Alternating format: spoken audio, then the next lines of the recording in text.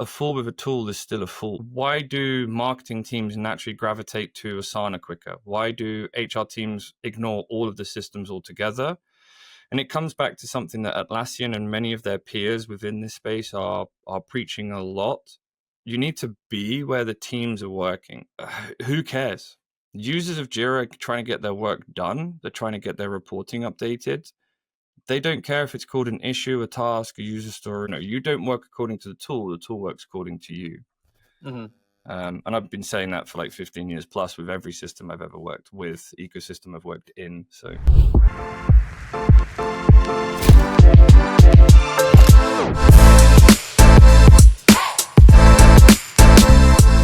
the first thing that I have for you is, what is the number one thing that you see most poorly done within Jira?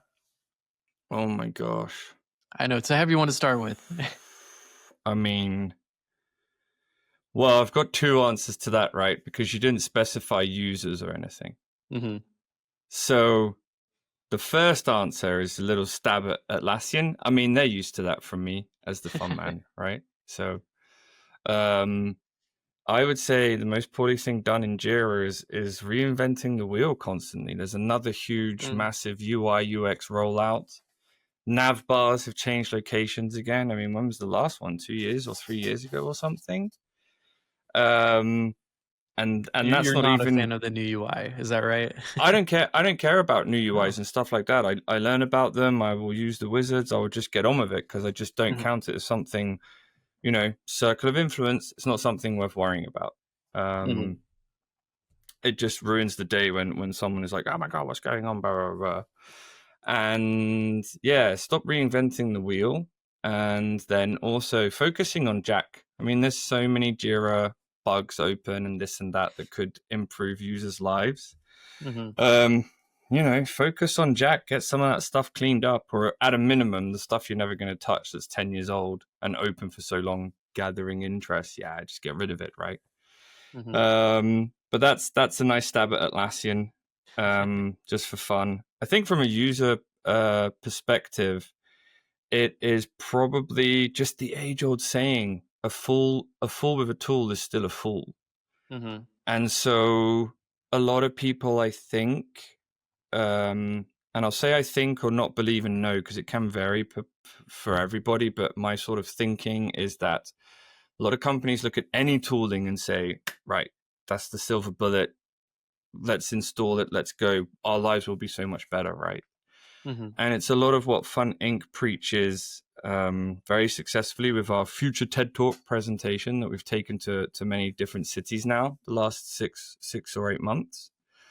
And it's all about the people, processes, and products, and they've got to work in harmony.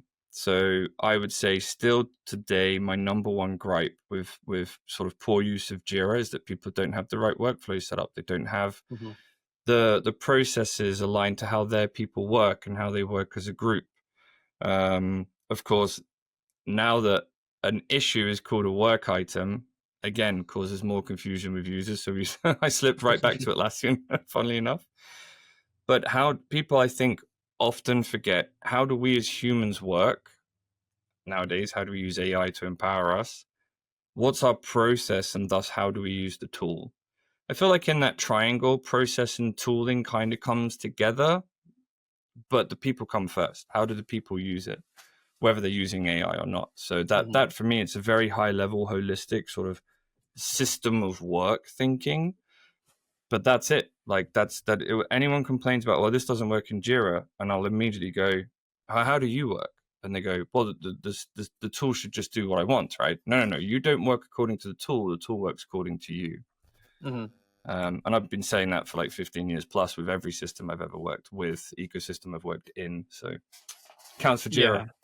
Yeah. Totally agree. I do want to dig into system of work a little bit. But before that, you mentioned the change from issues to work items. So I know you're pretty heavy into like the marketing side of things, if I understand correctly. What are your thoughts on that specific change? And do you think it was a good change for like, from a marketing perspective on Atlassian's side? I mean, yeah, let's talk about, I do love, I mean, Theodora, as you know, you've gone through the whole Agile podcast with her recently. She's our marketing guru. But my take on it, as I do a lot with marketing and stuff, is that it was, in my opinion, I'm not really sure where the UX research came from. So that's point number one. Lots of people have said where this change came from and what makes sense and stuff like that. And then I just feel like it needed a lot more noise. People are always, Andy, what makes you successful in marketing? What makes Chris Cook Cookie, right? What makes him successful in marketing, etc., etc. I just give the same answer. It's noise. It's just noise. But most times it's constructive noise. Yeah. So it doesn't hurt anyone. It doesn't insult anyone. But we're just very loud. And I think Atlassian, for that change, needed to be way louder from way back when. Something, I think someone is quoted somewhere, they either said we took a pool of 20 key users or 200 key users. Can't remember the exact number. I know it began with a 2. And my reaction in a Slack thread when I saw this was, yeah, great. If that's 20 of your biggest fanboys or fangirls or fan non-genders from your Atlassian creators or your Atlassian champions, it's not much of a pool to take on board. And I think as well, a lot of, well, it goes back to what you asked, the first question about, what's not so great about Jira. And yeah, who cares? Users of Jira are trying to get their work done. They're trying to get their reporting updated. They don't care if it's called an issue, a task, a user story. I actually have a good point about user stories and tasks. I've been doing workshops on user stories. So if you want to hear about that, I've got a great story for you. They don't care what it's called. They just got to get their work done. Atlassian themselves talks about outcomes and results is better than anything else. And yet here we are with this term work item. Who cares? That doesn't improve the overall outcome. So yeah, that's kind of my take on that change. Yeah, from a work perspective, totally agree. If you're using Jira, makes no difference, right? Right. Do you think it makes a difference for someone who isn't familiar with Jira or like what Jira does? And let's say I'm a marketer and I see the word or terminology issue. Do you think now that it's work item, as a marketer, I might be more drawn to it? Or like, do you see any of that impact happening around, the circle of people you're around? I hope it does, actually. So if we look at, does work item help everybody across large enterprise organizations? So that's the focus of Atlassian, right? Does it help everybody get into Jira quicker, be more accustomed to it, etc.? If you look at enterprise customers, I've worked for a company before, 3,000 plus people using Trello Enterprise very successfully. They didn't care that it's called Trello card. They just used the term, oh, have you updated your Trello card, or which Trello board are we on? Have we got a separate workspace for that, right? So they just used the terminology as and when it was applicable. For me, going way back when to one of my first uses of Jira 2010, I never understood the use of the word issue. It made sense for Atlassian in the early days, for sure. Looking more at something, Jira originally came out of solving bugs and stuff. Issue made sense. It's a term I came to just accept, that a Jira issue has a capital I, a project issue is just lowercase I. So in that regard, I came to terms with it. But to me, issue actually never made sense in the first place. Never made sense. And if something's called an item or an issue, doesn't matter. That was my point about user stories, tasks, subtasks. That's way more important. That's like, especially in the realm of building anything. And most companies nowadays, all companies are looking at it and going, we're all digital companies, right? So IBM AMRO very famously, something like 10 years ago, said, we're not a banking company. We're a digital company that provides financial services. Everyone's a digital company. In that regard, when you look at software development and what the software industry does, they build. If you look at every other company, software or not, they build. Everybody is building. And so user stories, tasks, it's all relevant to how people are breaking down their work, how they're getting their work delivered faster and better and more efficient than and it doesn't really matter whether it's a work item or an issue or whatever. I think it's more important to look at the work breakdown structure, which very few companies and very few teams do, actually, to be honest with you. Yeah, I agree. I've kind of seen this change happen, and one of my hopes, kind of as yours, is that more non-technical teams actually start to adopt Jira. I don't know how much this Yeah. terminology helps that effort. My hope is that it does. And I've worked with a ton of teams that have non-technical teams in Jira, and they use it very successfully. So my hope is that now more teams are a little bit more drawn to track work in Jira rather than having their tech teams in Jira and then their non-tech teams in Asana or Smartsheets or wherever else. But we'll see how that plays out. I haven't seen the effects of it as of today. Maybe Yeah. maybe this is a long-term play for Atlassian, and that makes a lot of sense. 5 years from now. It's interesting. You've asked me about what's not so great about Jira, then you've asked about the marketing around work items, and then you've just made the statement about getting non-technical teams into Jira. This again comes back to what I said in the opening statements: a fool with a tool. Mm-hmm. Why do marketing teams naturally gravitate to Asana quicker? Why do HR teams ignore all of the systems altogether? And it comes back to something that Atlassian and many of their peers within this space are preaching a lot. You need to be where the teams are working. HR is often stuck in their HR systems, like, for example, one of the most popular is Workday, right? Mm-hmm. So when an HR personnel is onboarding someone and they've got the new employee and the employee file in Workday, what do they care that they go to Confluence and have a whole onboarding documentation, What do they care that they have to say, Grid.io has hired Funman Andy, he's going to onboard. Josh has to do, all of his Jira tasks, so we know the updates of where Andy's onboarding is, right?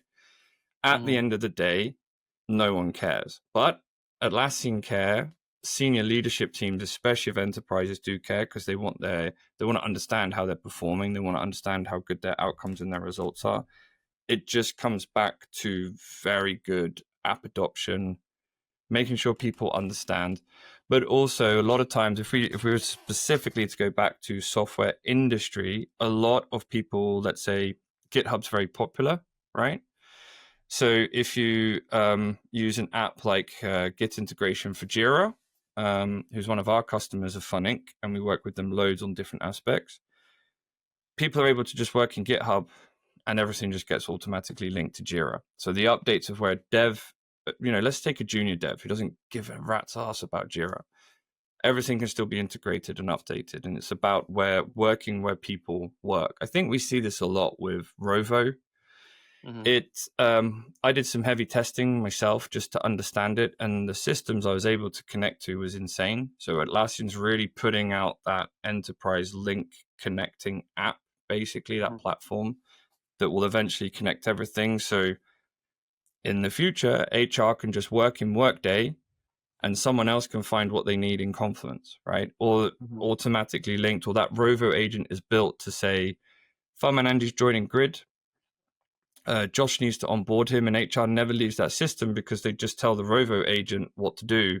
And the Rovo agent goes and finds all that Confluence documentation, provides all of that data, should be updating Jira naturally so that when the CPO or CHRO, however they call it in the company, looks at what is the overall performance of onboarding and offboarding. That's a key one as well. A lot of people forget that. Where are we at? Where do I look at that? And that's when the Atlassian system of work comes into play, because they're looking at home, they're looking at goals. They should be using Focus and Jira Align, right?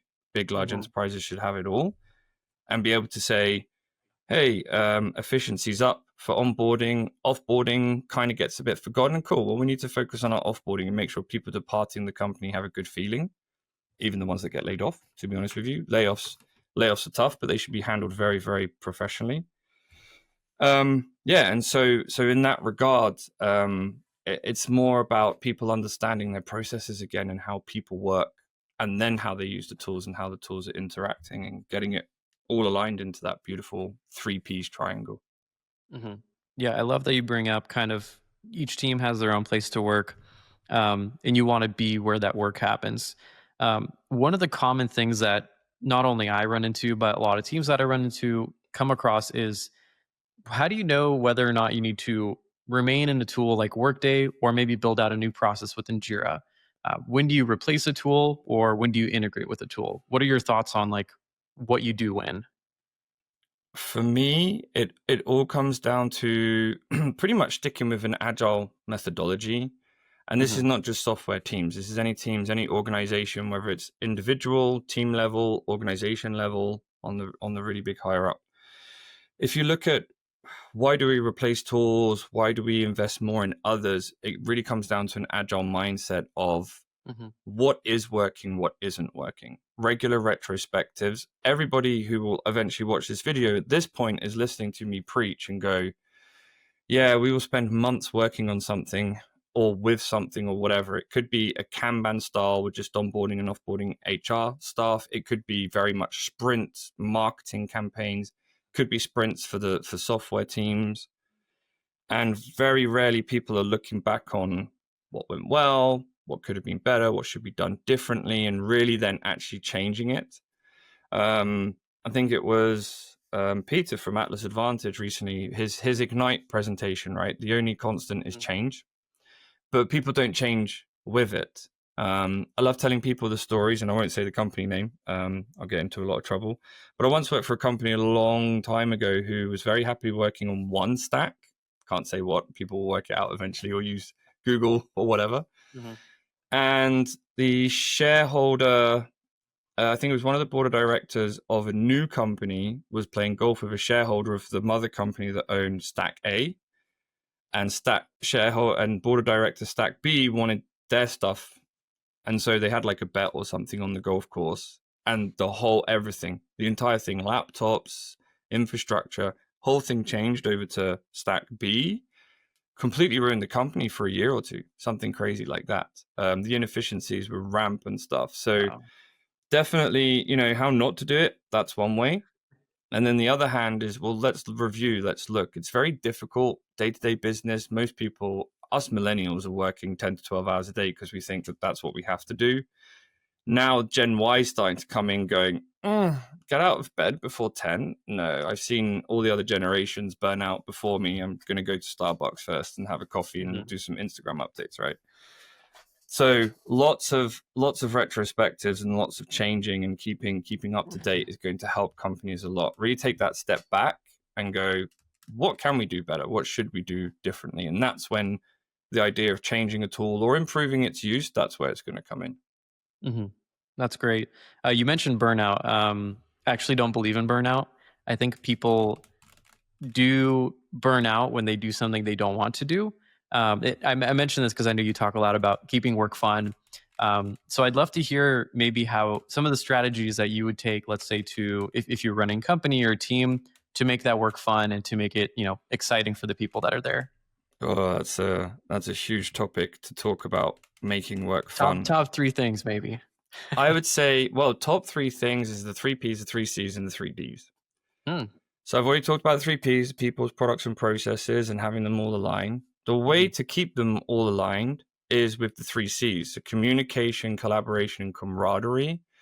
I noticed historically that even when I've worked in teams or been senior project or even a program manager of teams that are highly dysfunctional, we were successful because the camaraderie was there. And even though we were shouting at each other, that's a form of communication. So it doesn't have to be all pretty flowers and everyone being nice to each other, but we definitely had that camaraderie there.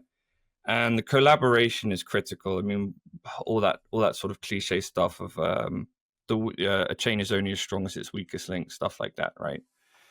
So that's really important. And then the third point about the 3 Ds, a lot of people keep asking the last year, well, how do we get those 3 Cs working? And it comes down to diligence, dedication, and determination. So not giving up, not quitting. A lot of people, it's only human nature, really struggle with conflict management.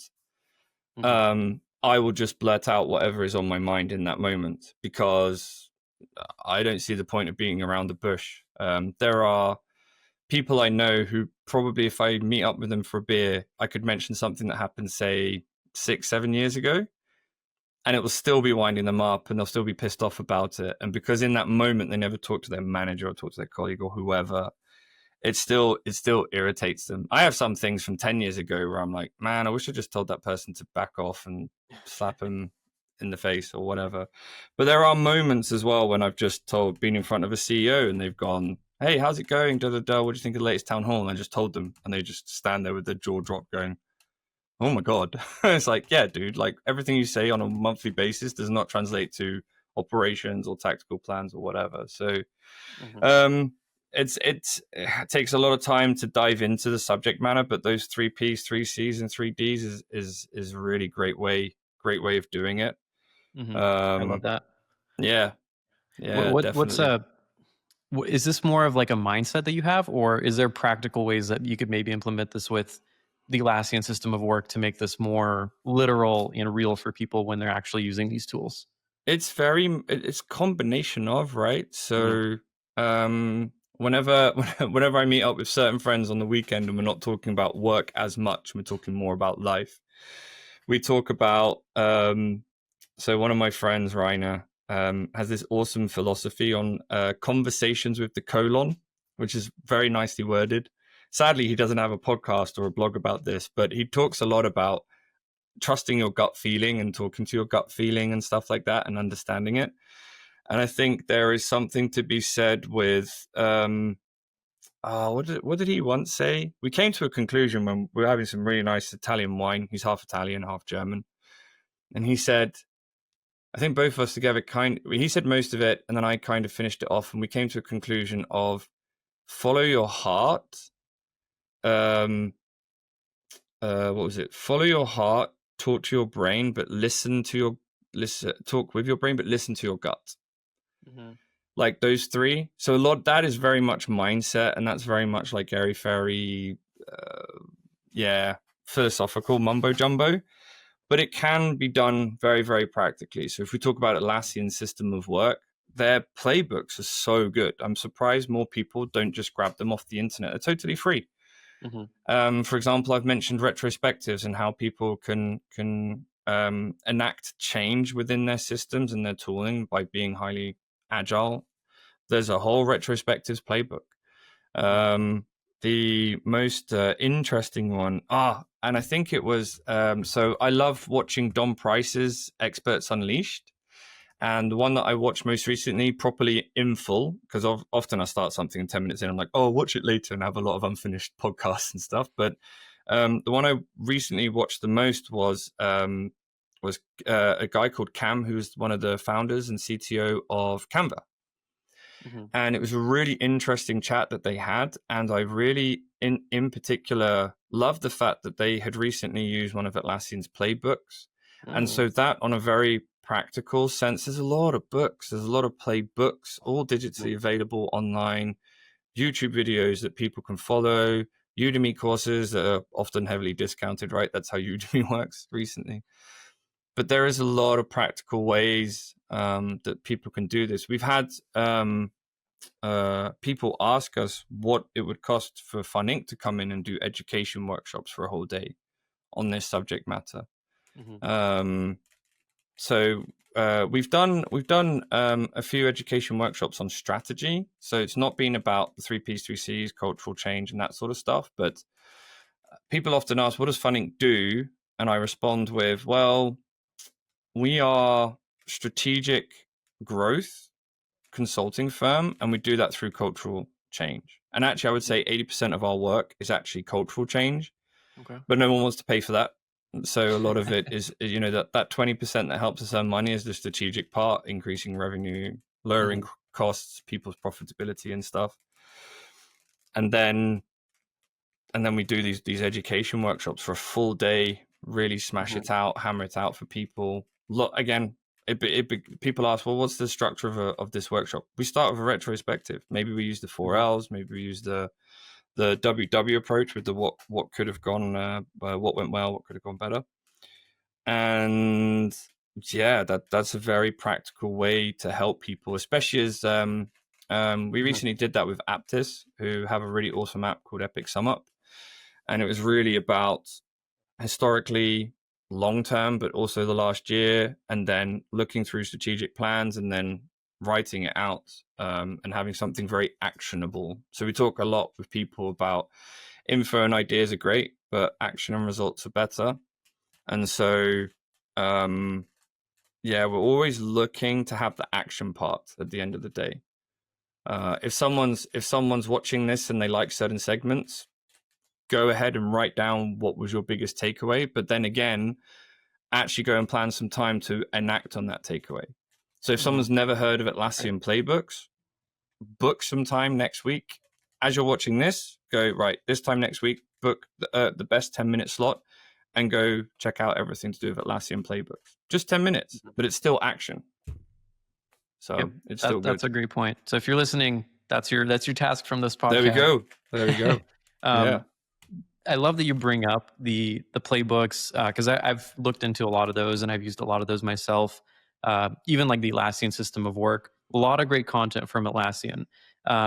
What if you're looking at content? My question is, how do you decipher good content from bad content, right? There's a ton of stuff out there, ton of books. What is one way that you know that, okay, this is reputable, this is going to help, versus maybe this is someone who ChatGPT, this little lead magnet, and threw it out there? That's a really good question. When it comes to content and what's reputable, credible, and not just hashed together with ChatGPT, I feel that most professionals over a certain age, let's just give it a benchmark, maybe over 30, use ChatGPT in wildly different ways that people do for works. I should make that clear as well. So professionally use ChatGPT in wildly different ways that people in their 20s are doing. I think that anyone over the age of 30 will easily be able to see poor content written by ChatGPT, and it's very generic. And so, yeah, I can spot when someone's used ChatGPT immediately. It's just got that very generic feel. Right. Doesn't have much to it. Also, yeah, exactly. Yeah, all 6 fingers in a photo, right? That's my favorite one when it comes to marketing, graphics and stuff. And so it's easy to spot what is good content and what's not good just on face value. Then, of course, it comes down to, well, how many followers does this person have? Have they got a long history of that particular subject matter? If we take, for example, one of my besties, Brittany, the Trello queen, there are some YouTube videos out there from influencers who've maybe got paid or whatever, and they'll have what is Trello, and it's 35,000 views, and it's a great introduction video. It's high quality and this and that, but you notice that the people who really need stuff fixed with Trello have Brittany's book. You can't see it, but it's behind me on that bookcase up above the Trello Huskies. She's got her own book about Trello. She has a very strong following. A lot of people, especially her automation stuff in particular, I've learned all of my Trello automations following her videos. And so I think you'll just end up finding people who, know what they're doing, have a strong following, and that's one way to work it out.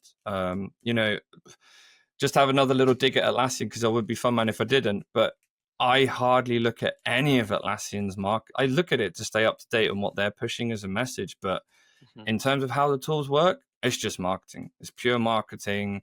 There's very little substance to it. I guess that's why they have the Atlassian Creators Program. But yeah, look at the Jira Life. Such a huge following. I literally was at Meta Imp's event for DevX solutioning. So we went with a whole story around deving, and we had apps from Catapult Labs. They do ceremonies apps, Scrum Poker and retrospectives. Then we had GitKraken, Git integration for Jira, and then Glyphy for Confluence. And we went to Meta Imp, and someone who came into the workshop said, "Oh my gosh, I'm so excited to meet you because I've seen you on the Jira Life so many times."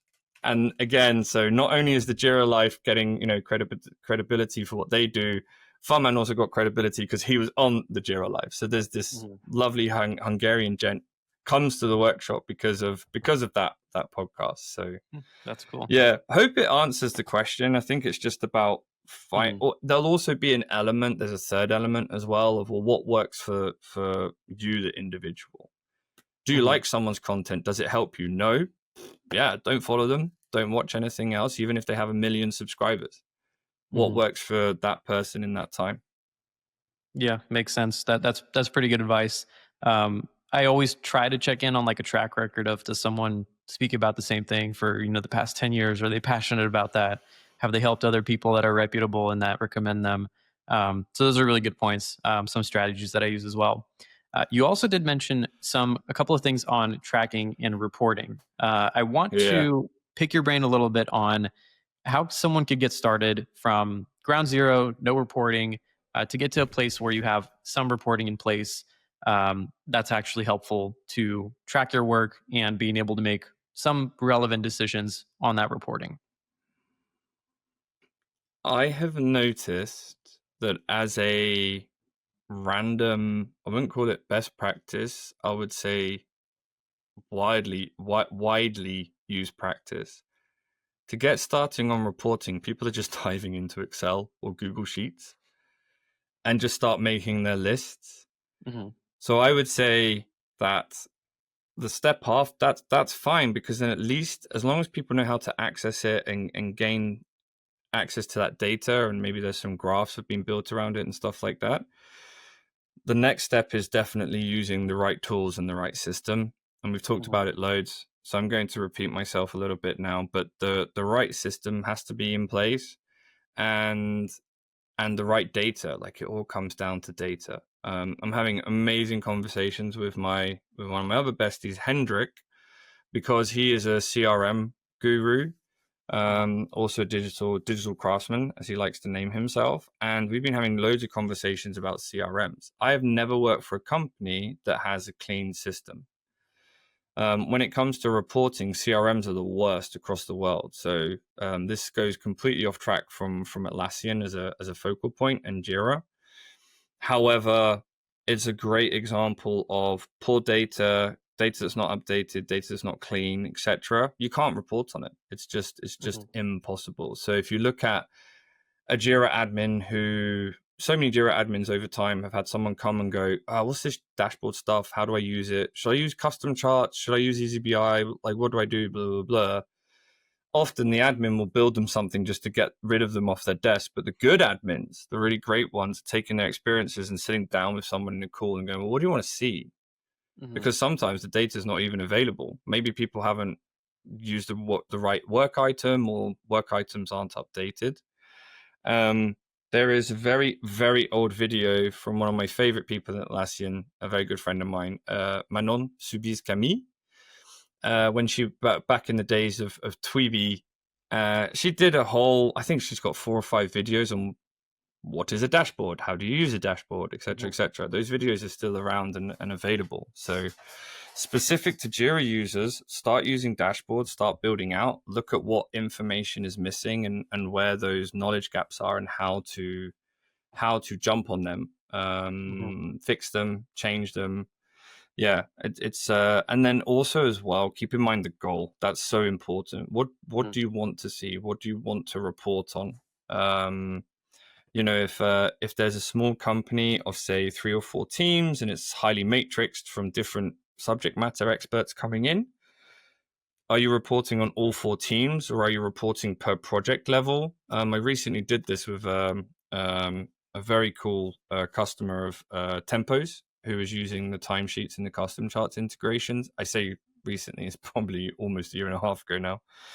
And I went to the office and we talked about how they're using Jira. What do they want to report on? At the time, they were just reporting whatever was available, but they actually didn't realize, should they report on a team basis?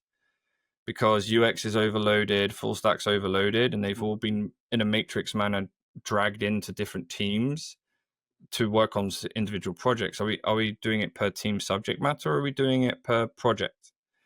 And they didn't really have a conclusion to that. And so they had to go away after I'd spoken to them and really decide, okay, now, like, what do we want to report on actually? Where's the pain points? How is the reporting going to help us? And that's the starting point, and then work out how the tools are gonna help as well. That's great. Yeah, one thing I always like to kind of pitch is, if you're tracking a metric, does it inspire change? So if a metric that you have on a dashboard will go up, go down, or stay the same, do you take effect on it? Does that inspire you to change something based on that metric? If the answer is Yeah. no, you probably don't need to track it, because the Yes. whole point of the metric is it inspires the change that you need to implement. That's why you're tracking it. If the answer is That no, don't track it. absolutely in the realm of is a metric important for instigating change? No, don't track it. My favorite conversation about tracking anything with metrics is time. Timesheets, time logs, whatever somebody wants to call it. And the whole world hates it. Management don't understand it. They don't know what they're looking at. I remember way back when I worked for a company, and we really had to do everything by the hour because of hourly billing to the customers and everything. I don't know why we never worked on fixed price and worked out a good margin, but everything was on time and materials, which was insane because we were always over budget and this and that and blah, blah, blah, and arguing with the customer about change requests. But every Friday afternoon, 3:30 before office beers, I would just get every single timesheet from all employees that were on my projects for approval so it could go to their team lead for approval. And it's just blocks, 4 hours here, 5 hours there. No, you could tell everyone was going, oh, it's Friday. I can't go to beers unless I've got my timesheets handed in. And so I started rejecting them really heavily and going, this is not the hours you've worked. Don't believe you. And we went through months of pain arguing about it, and the team leads arguing with me and this and that and da-da-da. But the way talking about how is the metric important to enact change and should we track it, yes or no? I was very simply saying to everybody, listen, you're all complaining you're overworked. Some of you tell me, oh, I'm working 12-hour days at the moment. I'm always behind on a task for your project, Andy, blah, blah. And I'm saying, okay, but I don't see that in your timesheets because you're handing in a perfect 8 hours every day for the whole week, up to 40 hours.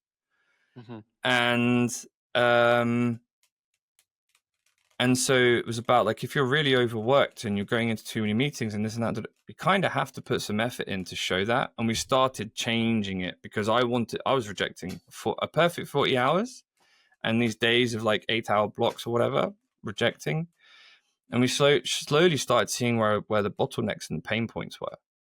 Too many meetings, too many useless meetings, daily stand-ups would go on for 45 minutes a day. What? Especially in smaller teams of 3 or 4 working on some small MVP or something. And so totally to your point, 100% agree. Yeah. Yeah, that's great. I think, yeah, when you actually get the right metric, you actually know what to change. If you get a metric that's not reliable or doesn't show you the real data, you don't know what you need to change. And I think that's absolutely key. And I love the story that you brought up with specifically timesheets, because that's probably a very common one that a lot of companies see. So common, hilarious. All right. Well, thanks, Andy. Where can people find you? Where can people find Fun Inc? Well, you can't find Funman Andy at the moment because LinkedIn didn't like the use of Funman Andy. I don't disagree with their user agreement or their community policies per se, but every time they say like it's a professional platform, I'm like, can you look at my history and see how professional I am? But okay, fine, we're still arguing about that. There is now a very boring second LinkedIn account called Andrew Barker, so people can find me there, but I'm not posting because I refuse to. I'm only reacting to stuff I'm tagged in by Fun Inc. But we are on all the social medias with Fun Inc. Companies. Sometimes it's just Fun Inc., sometimes it's Fun Inc. Companies, but if you type Fun IN, then you're going to find one of our handles, Threads, Instagram. I'm very active on Instagram as well, so people should follow Funman Andy on Instagram. That would be great. And then for people who love going to events, we'll be hitting up Toulouse in end of June, Prague end of June, going to the ACES, and then probably going to Team 25 Europe and doing a bit of a Nordics tour. And there is a big solutions partner day in the works, which we'll be able to announce at the end of June. A day for the solution partners, not the other way around. So they're not the sponsors. They're the ones doing the learning and writing down their action plans and stuff like that. I like that. So, I like that. Yeah. Should be good fun. Cool. Should be good fun. Yeah. Awesome. Well, thanks, Andy, for jumping on. Appreciate you taking the time and sharing some of your valuable insights. Yeah, perfect. Thank you, Josh. Look forward to the next time.